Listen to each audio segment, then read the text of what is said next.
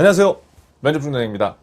자, 여러분 오늘은 농협은행 자소서 문항 분석부터 여러분들하고 차근차근 하나씩 진행해 볼 건데요. 은행권 채용을 준비하는 취준생들한테는 굉장히 따끈따끈한 채용 소식이 아닐까 싶어요. 그래서 제가 기존에 하던 대로 문항별로 한 문항 한 문항씩 이제 영상을 토대로 해서 여러분들하고 같이 이제 호흡을 맞출 건데요. 여러분들 궁금한 점들은 항상 댓글로 남겨주시고 제 블로그로 문의를 주시면 제가 시간이 하다면 무조건 제가 답을 해드리겠습니다. 그래서 한 문항 한 문항 우리 그 허투루 버릴 게 없으니까요. 잘 따라오셔서 여러분들 모두 좋은 결과 있었으면 좋겠고요. 안녕하세요. 자, 지금부터 21년 농협은행 자소서 문항 분석 한번 1번부터 들어가 보도록 하겠습니다. 자, 여러분 이제 시간이 한 일주일 정도만 남았기 때문에 많이 이제 집중을 해주셨으면 좋겠고요. 제가 항상 하는 얘기지만 여러분들 여기 써놨어요. 취업 쫄지 마. 취업 쫄지 마세요. 자소서에 정확한 정답은 있다 없다? 없다. 저는 여러분들한테 이러한 가능성과 그 다음에 어떠한 공식으로만 의존해서 여러분들 취업하는 것을 절대 바라지 않고, 그렇게 공식으로만 여러분들이 암기하고 획일적인 취업 방식을 준비하는 것은 지금 채용 방식에서 여러분들한테 굉장히 더 리스크가 있을 수 있다는 점들을 다시 한번 말씀드립니다. 그리고 여러분들이 자소서가 지금 뭐 잘 안 되든 면접이 안 되든 결국 중요한 건 나중에 면접을 보고 여러분들이 원하는 기업에 들어가는 건데, 그때 제일 중요한 건 여러분의 색깔과 여러분의 히스토리 그리고 여러분만의 이야기라는 것을 반드시 명심해 주시고요. 그렇기 때문에 쫄 필요가 없습니다. 내가 이만큼 자소서를 썼어, 그리고 노력했어, 그럼 그 과정은 그 기업이 아니라 그 다음 기업 언젠간 반드시 나올 거예요. 그래서 여러분들이 만약에 단기적으로 어떠한 뭐 실패 아닌 실패 같은 지금 경험을 하고 있다고 하더라도 절대 쫄지 말고 하던 대로 하시면 됩니다. 그리고 앞으로 은행 자소서는 제가 예전에도 그랬지만 한 문항 한 문항씩 제가 최대한 성심성의껏 여러분들하고 함께 호흡을 맞출 거예요. 자, 그래서 오늘은 전체적인 농협은행의 그 문항 유형을 한번 보고요. 1번 문항에 대해서 한번 볼 거예요. 그래서 한 15분 내 쪽으로 해서 여러분들한테 문항을 구성할 거고요. 자, 일단 우리가 21년 농협은행 자소서를 지금 작성하고 있는데 어떠한 생각들을 이제 많이 하고 있냐면, 이제 작년에도 그랬어요. 자, 농업, 그 다음에 농촌, 막 이거를 쓰려고 하니까 내가 이거 지금 은행 자소서로 써야 되는데 이거 진짜 우울해. 그래서 마지막에 막 고민하다가 미지원하는 케이스들이 굉장히 많아요.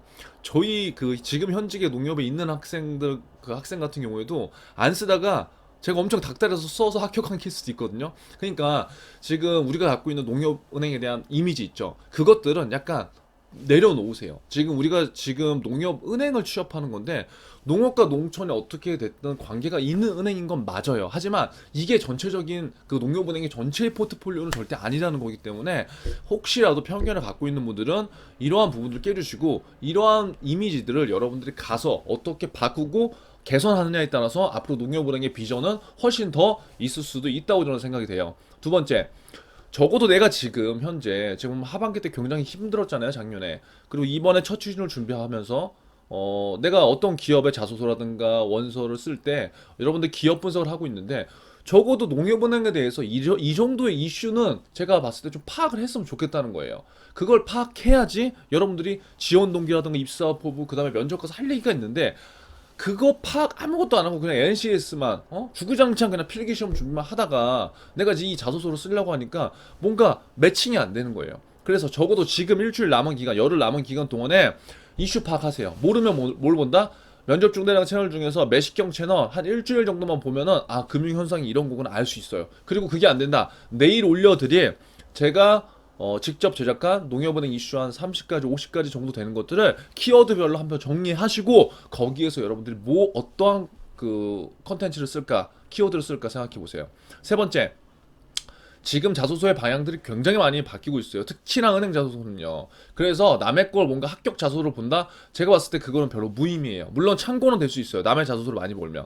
하지만 그것들을 내가 결국 면접장에서 내가 전달해야 되는데, 그렇게 차별화가 되려면 생각과 고민, 그리고 내 것이 된 상태여야지 여러분들이 원하는 최종 합격이 가능하다고 저는 생각이 됩니다. 그렇기 때문에 면접을 위한 자소서를 여러분들 좀 작성했으면 좋겠고, 그리고 누구나 은행은 쓸 수 있지만 누구나 합격하는 건 아니다. 그리고 자격증이 절대적인 건 아니지만, 자격증이 없는 사람도 될 수 있지만, 그렇게 한 사람들은 뭔가 다른 무기들이 있다는 것들을 반드시 여러분들이 알아줬으면 좋겠습니다. 자, 농협은행의 자소서는요, 이번에 총 5개 문항입니다. 저도 이번에 저희 학생들 수업하다가 좀 늦게 봤는데 딱 보고 이 뭐지? 약간 좀 솔직히 좀 그런 생각이 들었어요. 한번 볼게요. 다 보셨겠지만 첫 번째, 본인의 가치관에 근거해서 농협은행에 지원하게 된 이유와 준비 과정, 입사 포부. 와, 근데 보세요. 500자야. 근데 여기 지금 이 여러분 빨간 걸 잘 봐야 돼요. 이 빨간 게 뭐냐면 하도 다른 내용들을 지원자들이 쓰니까 여기에 이것만큼은 좀 써라 이런 뜻이에요. 무슨 말인지 알았죠? 그러니까 500자 이 4개를 다 써. 아, 너무 힘들어. 자소서를 쓰는데 가장 중요한 건 줄이는 거거든요. 근데 아무튼 어떻게 됐든 비율 조절을 하든 뭘 하든 이 4가지를 포커스를 맞추셔야 된다는 거예요. 가장 어려운 문항입니다. 1번 문항 지원 동기 입사 포부. 두 번째, 농협 본연의 오타군요. 가치 구현을 위해 강조되고 있는 ESG 경영과 관련해서 이거 ESG 경영 관련해서 제가 매식경에서 계속 얘기했잖아요. 사회적 이슈라고. 비단 은행뿐만이 아니에요. 그런데 여기에서 농협은행이 뭐 역할을 써라. 그러니까 한 문항 한 문항에 대한 분석은 제가 나중에 할 거고요. 문항 전체의 큰 그림을 보자는 거예요. 1번은 그 농협은행에 대한 지원, 로얄티라든가 기업에 대한 관심, 그 다음에 내가 준비한 과정, 어떻게 보면 직무 로얄티 이런 것들이 다 들어갈 수 있는 문항이고요. 2번과 3번 문항은 금융권이나 농업, 그 다음에 농촌에 대해서 약간 관심이 있는 사람들, 근데 거기에 금융을 약간 결합시켜서 뭔가 내가 거리를 얘기할 수 있는 사람들을 위한 문항인데 그렇게 쓸 수 있는 사람들은 제가 봤을 때 10%도 안 된다. 그럼 지금부터 이 ESG가 뭔지, 하나의 사회적 이슈, 금융권의 이슈가 되고 또 디지털 생활금융 플랫폼도 하나의 금융권 생활의 이슈가 되는 거겠죠. 그래서 이러한 것들의 정보를 여러분들이 최대한 습득을 한 상태에서 여기에서 금융권, 은행에 어떻게 내가 무엇을 할 수 있는지 녹이느냐, 이것들을 여러분들이 빨리 찾아봐야 돼요. 이 3번 문항은 지식적인 측면과 나의 그 다음에 어떤 관심도를 같이 남겨놓을 수 있는 문항이라고요. 그럼 총 5개 문항 중에서 지금 1번부터 3번까지가 굉장히 애매한 거예요. 그래서 이제 4번을 보면은 여기에 몰입에 대한 얘기가 나오는데 여기에서는 이제 우리가 내 자신을 표현할 수 있는 인성적인 측면을 보여줄 수 있는 문항이죠. 그리고 조직적인 측면도 보여줄 수 있는 문항이고 결국 5개의 문항 중에서 지금 3개는 거의 인성과는 크게 상관이 없죠. 뭐 여기에 가치관이 들어가 있지만 여기에 가치관에 대한 나의 경험이나 내용들을 쓰기에는 너무나 부족해. 그쵸? 그럼 문항의 구성을 우리가 잘 봐야 된다는 거예요. 내가 이 5개의 문항 중에서 뭐를 어디에 어떻게 표현할 수 있을까? 이것들이 적재적소에 어떻게 드러날까? 그것들이 나를 결국 나의 포트폴리오가 되는 거거든요. 그래서 인성적으로 나를 보여줄 수 있는 매력적인 문항은 4번 문항임을 여러분들이 미리 알아야 되고요. 그 다음에 5번에는 뭐예요? 위에서 내용 외에 추가적으로 소개해라. 그러면 1번부터 3번까지가 지금 어느 정도 금융에 대한 직무, 그 다음에 사회에 대한 이슈, 그 다음에 뭐 직무에 대한 내용, 준비 과정 이런 것들이 어느 정도 다 들어갔다고 생각하는 사람들은 여기에 인성적인 면이나 아니면 조직적인 면을 하나 추가로 해도 되겠죠. 하지만 1번에서 내가 진짜 다 준비한 게 많은데 못 썼어. 그러면 이것을 여기다 써도 돼요. 그러니까 이러한 포트폴리오는 내가 갖고 온 지금 준비 과정과 준비 노하우, 그 다음에 경험 등에 따라서 어떻게 그 우리가 배치시키느냐에 따라서 달라질 수 있다는 거죠. 그러니까 절대적이 아니라고요. 그러니까 여기에는 꼭 뭐 인성적인 측면을 쓰세요. 여기에는 꼭 1번에서 못 쓴 말을 쓰세요. 그게 절대 아니라고요. 여러분들한테 맞는 걸 쓰면 된다고요. 이해되셨죠? 자, 그래서 바로 이제 1번으로 한번 넘어가 볼게요. 제가 지금 자소서 우선순위를 그 얘기했어요. 블로그에서는. 근데 여기에서는 따로 지금 얘기를 지금 안 했거든요. 우선순위는 여기에 지금 제가 그냥 한번 간단하게 다시 한번 적어보자면 그 블로그 보신 분들은 블로그 본 대로 하면 돼요. 1번부터 지금 5번 문항까지 있지만 저는 그래요. 1번 지원 동기가 잘 된 분들은 1번과 1번을 가장 우선순위로 하고요. 작게 되네요. 지원 동기가 어느 정도 준비됐다. 그러면 1번은 우선순위 두고 2, 3번 아까 그 비유 그 문항 그 금융 관련된 그 다음에 사회적 관련된 문항은 동등한 비중을 두고요. 그 다음에 4, 5번 비율을 뒀으면 좋겠어요. 그래야지 1번에 대한 우선순위가 좀 더 살아나니까. 그런데 지금 처음이야. 그리고 준비도 사실 잘 안 됐어. 그리고 내가 뭐 보여줄 게 딱히 없어 사실. 그런 사람들은 2번, 3번 문항을 좀 더 집중을 하는 게 좀 좋다고 봐요. 왜? 2, 3번에 대한 정보 지식적인 측면들을 내가 습득하고 거기에 있어서 금융권에 대한 관심을 보여준 상태에서 나의 지원 동기를 1번으로 들어가고 나머지 4번, 5번 이렇게 해도 된다는 거죠. 그래서 저는 그냥 딱히 이제 2가지 케이스를 알아봤는데 여러분들한테 맞는 방법을 한번 찾아보시고 준비를 한번 해보셨으면 좋겠습니다. 자, 말이 빨라져요. 빨리 해야 되니까. 1번 문항 한번 볼게요. 본인의 가치관에 근거하여 농협은행에 지원하게 된 이유와 이를 위해 준비한 과정, 입사, 포부를 기술하라. 결국 우리가 이 문항에서 구성할 수 있는 거는 가치관, 첫 번째, 두 번 지원 동기, 그 다음 준비 과정, 입사와 포부. 야, 이거 뭐 한 가지씩만 써도 이거 조합이 되겠나요, 여러분? 어떻게 쓰고 있나요? 그래서 제가 대략적인 이제 가이드를 드리면 여러분들 지금 머리가 엄청 복잡할 거란 말이죠. 지금 농협은행 자소서를 쓰면서 내가 갖고 있는 과거의 경험들을 많이 쓴다는 생각은 여러분 철저하게 버려야 돼요. 과거의 경험, 여러분들이 갖고 있는 그 경험을 드러내려고 하기보다 문항에 맞는 얘기를 쓰는 게 먼저라는 것들을 다시 한번 얘기 드리는 거예요. 자, 보면 한 문단과 두 문단 모두 가능. 이 얘기는 무슨 말이냐면요. 이게 지금 4개가 있으니까 어떠한 친구들은 이거를 지금 다 작성을 하려면 뭐 요렇게 생각할 수 있다는 거죠. 아이고, 왜 안 되죠?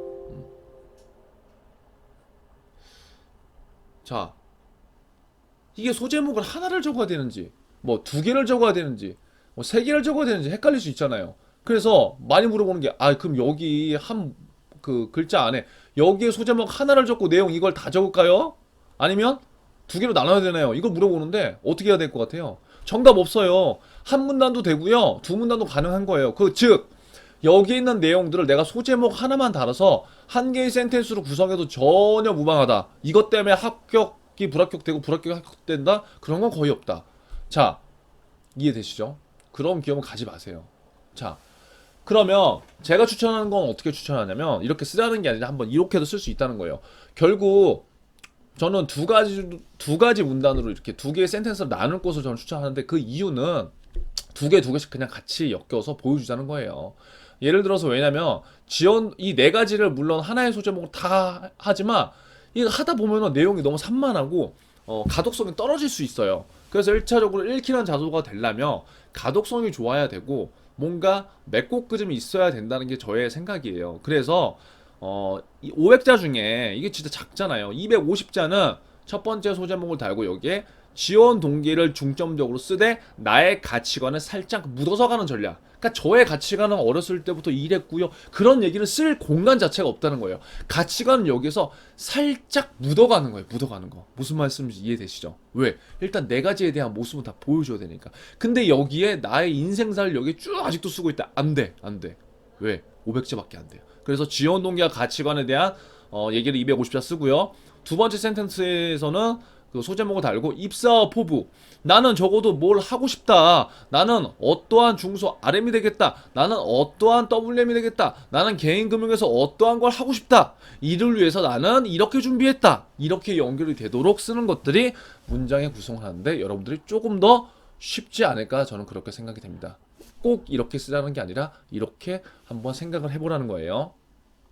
자, 여기서 제가 1번 문항에서 얘기를 해드리고 싶은 건 뭐냐면, 제가 예전에 사례를 막 들었는데 이번에는 사례를 그냥 거의 뺐어요. 여러분들 그 시간도 없고 사례나 이제 이런 것들은 주말에 제가 실시간으로 한번 그 질문을 받아보고 말씀드릴게요. 자, 지금 제일 중요한 문항이 저는 1번 문항이라고 항상 강조를 해요. 일반 기업이든 공기업이든 금융권이든. 자, 그런데 대부분의 학생들은 맹목적인 지원 동기를 씁니다. 여러분들도 알죠? 내 자소서를 읽고 막 부끄러워하는 거. 저의 가치관이 이 기업에 어떠한 인재상과 꽉 맞아서 제가 지원을 했어요. 이거 여러분들이 한번 그 인사 담당자라고 생각해 보세요. 느껴지나요? 진심이? 안 느껴지죠? 그러니까 그런 것들이 맹목적인 지원 동기예요. 저는 그냥 어렸을 때부터 이 일에 대한 맹목적인 찬양을 했습니다. 뭐 이런 거, 근거 없는 거. 그래서 지원 동기를 작성하는 방법에 몇 가지 팁을 드리면 한번 이렇게 한번 해보세요. 첫 번째, 지식적인 측면으로 나의 지원 동기를 좀 높일 수 있어요. 그러니까 지금 얘기하는 맹목적인 지원 동기는 소극적 지원 동기거든요. 소극적 지원 동기. 근데 이 지원 동기를 여러분들 적극적인 것으로 좀 해보라는 거. 적극적. 그럼 적극적이 되려면 내가 뭔가 행동한 지원 동기가, 행동한 것들이 있어야 그게 적극적인 지원 동기가 되는 거거든요. 그럼 첫 번째, 여러분들 쉽게 지식적 측면을 한번 보자고요. 지식적 측면. 지식적인 건 뭐예요? 여러분들 공부한 거예요. 근데 그 공부가 단지 학업, 그 다음에 자격증 뿐만은 아니지만 그래도 내가 이거 말고 쓸 게 총 없다. 그럼 지식적으로 어필하는 수밖에 없어요.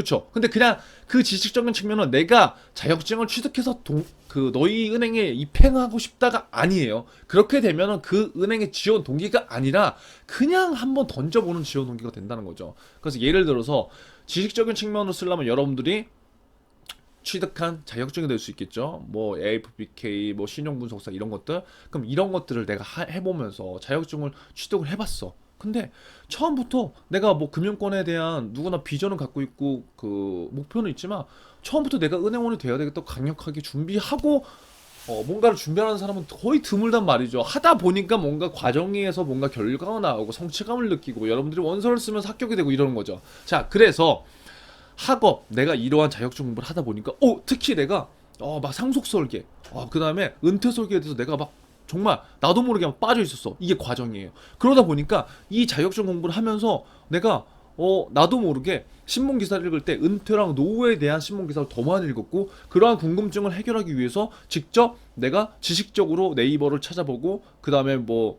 예를 들어서 뭐 어떠한 보고서들을 보고 이러한 과정에서 은퇴에 대한 진짜 심각성 근데 은퇴에 대한 심각성을 보니까 가장 많이 찾는 기관이 은행이야. 그럼 나는 은행에서 이러한 중요한 내가 갖고 있는 은퇴에 대한 이러한 것들을 한번 고객들한테 어떻게 얘기해주고 싶어. 난 정말 하고 싶어. 이게 이제 과정인 거라고요. 그래서 나는 어떠한 비전을 갖고 있어. 너희 농협은행에 들어가서 나는 노후 은퇴 설계, 특히나 농어촌 뭐 이런 분들은 정보라든가 이런 것들을 그 일반인들에 비해서 갖고 있는 그 편차가 클 수밖에 없기 때문에 그런 것들을 내가 어떠한 방법으로 어떻게 그들의 뭐 풍부하진 않지만 기본적 이상이 되는 은퇴 설계를 위해서 내가 어떻게 하는 것이 나의 최종적인 목표다. 뭐 이렇게 여러분들이 지원 동기를 작성할 수 있다고요. 내가 학습한 이 지식만을 갖고 이해되죠? 하나의 그냥 예를 들어드린 거예요. 두 번째, 경험적 측면으로도 볼 수 있다는 거예요. 지원 동기를 어떻게 볼 수 있냐? 예를 들어서 여러분들 서비스 아르바이트를 했어요. 저는 올리브영에서 아르바이트 했어. 그럼 올리브영에서 아르바이트를 한 게 우리가 사실 은행을 위해서 아르바이트를 한 거 아니잖아요. 하지만 어떠한 잡을 어떠한 커리어를 쌓을지 어떠한 일을 할지 모르지만 나라는 사람의 성향은 누군가와 함께 접촉하고 함께 소통하고 뭔가 공감했을 때 나라는 사람이 동기부여가 돼. 나는 그런 사람이기 때문에 나는 이 일을 한번 해본 거야. 그런데 그 서비스를 하다 보니까 우와 정말 나는 한 몇백 명의 고객들을 직접적으로 만나보면서 그들을 설득하고 그들한테 제안을 해주고 그들이 좋아하는 모습을 보는 게 나는 너무나 좋고 나한테도 도움되고 고객들한테 도움돼. 그런데 내가 이런 것들을 하다 보니까 어떠한 순간에 예를 들어서 금융에 대해서 내가 이러한 도움들을 주는 게 내가 너무 좋은 거야. 그래서 내가 그런 것들을 지금 간접적으로 뭔가를 하고 있어. 그렇다고 한다면 이런 것도 나의 경험적인 측면으로 쓸 수 있는 지원 동기가 될 수 있다는 거예요. 그러니까 제가 이렇게 예를 들어 드리는 거는 여러분들이 갖고 있는 경험이 되게 사소한 거라고 생각이 되지만 어떻게든 우리가 포장을 하고 이런 것들 연결시키면 말이 될 수 있고 우리가 표현이 바뀌면 듣는 사람들도 바뀌고 읽는 사람들도 그런 것들을 다르게 해석할 수 있거든요. 그래서 그런 것들을 지금 제가 그냥 예를 들어 드린 거예요. 자, 그래서 지원 동기는 이렇게 지식적인 측면도 될 수 있고 경험적인 측면도 될 수 있다. 그 다음 세 번째, 여러분들 지원 동기는요, 저는 진짜 순수한 마음에 꼭 이렇게 너희 은행에 농협은행에 이러한 모습 때문에 지원했어 이렇게 얘기 안 해도 돼요. 나는 이러한 이유로 농협은행에서 어떠한 분야에서 꼭 이걸 하기 위해서 나는 농협은행에 들어가야 돼 라는 입사업 포부가 지원 동기도 된다는 거예요. 그러면 여기서 하나의 전략이 더 나오는 거겠죠. 뭐가 나와요? 아까 제가 두 개의 센텐스를 구성해도 된다고 했잖아요. 근데 두 개의 센텐스를 지원 동기 입사 포부를 같이 엮어도 돼요. 왜? 제가 얘기한 비전 측면은 지원 동기가 곧 입사 포부가 될 수 있는 거니까요. 예를 들어서 이렇게 한번 해볼까요? 농어촌 일반 서민들을 위한 은퇴 설계 전문가가 예를 들어서 된다. 그러면 농어촌 그 서민들은 농협은행만을 가는 건 아니잖아요. 하지만 수많은 은행들 중에서 농협은행의 포트폴리오가 많은 건 사실이잖아요. 그렇죠? 은퇴 전문가도 타은행도 있고 농협도 있는 거잖아요. 근데 내가 왜 농협은행에서 은퇴 설계 전문가가 돼야 된다고 했어요? 내가 왜 그렇게 설정했어요? 나는 무엇보다 우리나라 국가 경제가 발전하기 위해서 농업에 대한 중요성 그리고 우리가 예전부터 해온 전통을 지키면서 이러한 산업들이 발전됐을 때 사회가 발전되고 우리 국가가 발전되고 그러한 경제가 다 같이 발전된다고 생각해. 그래서 나는 농업에 대한 중요성을 너무나 갖고 있다는 거지. 근데 그 뿌리가 농협은행은 다르고 지원도 타은행보다 다르게 해줄 수 있고 이러한 농업과 농촌을 위한 활동들을 타은행보다 훨씬 더 명확하게 해줄 수 있기 때문에 나는 농협은행에 가야 돼. 그런데 거기에서 특히 나는 비전적으로 은퇴 설계 전문가가 돼서 수많은 어려움, 고령층이 있는 처해 있는 그런 농민들을 어떻게 도울 거야. 그래서 나는 이 은퇴 설계 전문가에서 내가 추구하는 비전은 이거야라는 걸 정확하게 여기에 얘기를 해준다면 이것이 곧 지원농기이면서 입사 포부가 될 수 있다는 거죠. 이해되시나요? 자, 그래서 1번 문항은 제가 이렇게 지금 목이 쉬었어요.